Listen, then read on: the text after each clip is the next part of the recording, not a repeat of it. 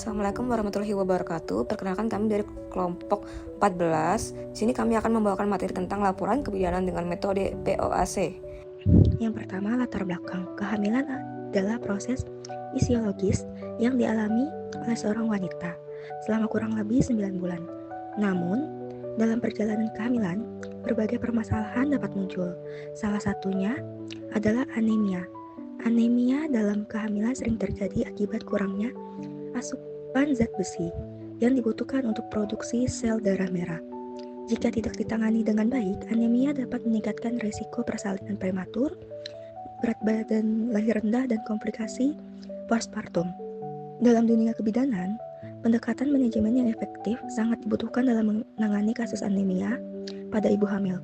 Salah satu pendekatan yang digunakan adalah POAC, yaitu Planning, Organizing, Equating, Controlling, yang bertujuan untuk memberikan pelayanan kesehatan yang struktur dan efektif dalam menangani anemia pada ibu hamil.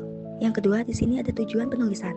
Yang pertama, menjelaskan penerapan metode POAC dalam menangani anemia pada ibu hamil.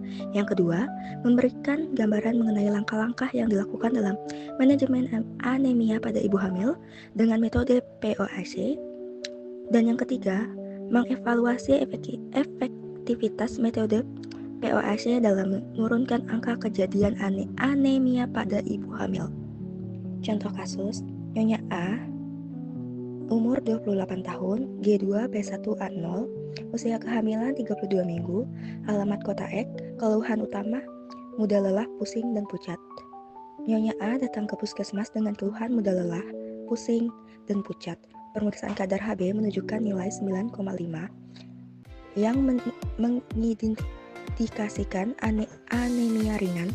Ibu mengaku tidak rutin mengkonsumsi tablet tambah darah dan memiliki pola makan yang kurang bergizi. Planning.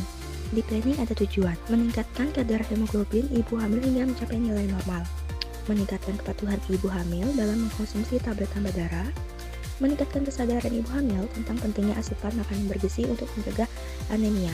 Strateginya, memberikan edukasi mengenai pentingnya konsumsi tablet tambah darah dan makanan bergizi, memberikan suplemen zat besi dan asam folat, melakukan monitoring kadar hemoglobin ibu secara berkala, melakukan kunjungan rumah untuk memantau kepatuhan ibu dalam konsumsi tablet tambah darah. Sasaran, ibu hamil trimester 3 yang mengalami anemia ringan hingga sedang. Keluarga sebagai pendukung utama dalam pemenuhan gizi ibu hamil. Di organizing ada tim pelaksana dan sumber daya. Kita bahas tentang tim pelaksana.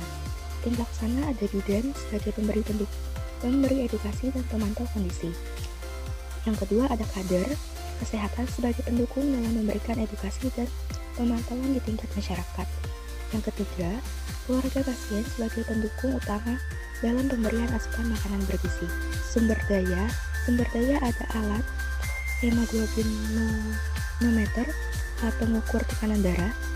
Yang kedua ada obat tambah darah, suplemen zat besi dan asam folat. Yang ketiga, bahan edukasi, leaflet poster tentang pentingnya konsumsi zat besi selama kehamilan. Selanjutnya ada actuating, yaitu penyuluhan dan edukasi, menjelaskan kepada ibu tentang bahaya anemia pada kehamilan, memberikan informasi tentang makanan yang kaya zat besi seperti daging merah, sayuran hijau, dan kacang-kacangan, menjelaskan cara konsumsi tablet tambah darah yang benar, yaitu bersama dengan vitamin C agar penyerapan lebih maksimal. Selanjutnya ada pemberian tablet tambah darah. Yang pertama, memberikan tablet tambah darah sebanyak 90 tablet selama kehamilan. Yang kedua, mengingatkan ibu untuk mengonsumsi tablet tambah darah secara rutin setiap malam. Selanjutnya ada monitoring dan evaluasi. Yang pertama, melakukan pemeriksaan ulang kadar hemoglobin secara 2 minggu konsumsi tablet tambah darah. Yang kedua, melakukan hemovisit untuk mengevaluasi pola makan ibu hamil dan tingkat kepatuhan konsumsi tablet tambah darah. Baik, di sini ada controlling. Yang pertama, monitoring dan evaluasi. Yang pertama, penjelasan kadar hemoglobin ulang dilakukan setiap 2 minggu. Yang kedua, evaluasi kepatuhan ibu dalam mengonsumsi tablet tambah darah. Yang ketiga, evaluasi pola makan dan asupan nutrisi ibu hamil. Selanjutnya ada hasil evaluasi. Yang pertama, jika kadar HB meningkat kurang lebih 11 D atau DL, program dianggap berhasil. Yang kedua, jika kadar HB masih rendah, dilakukan evaluasi kembali terhadap kepatuhan ibu dalam mengonsumsi tablet tambah darah dan pola makan. Yang terakhir, jika tidak ada peningkatan kadar HB yang signifikan, dilakukan rujukan ke spesialis.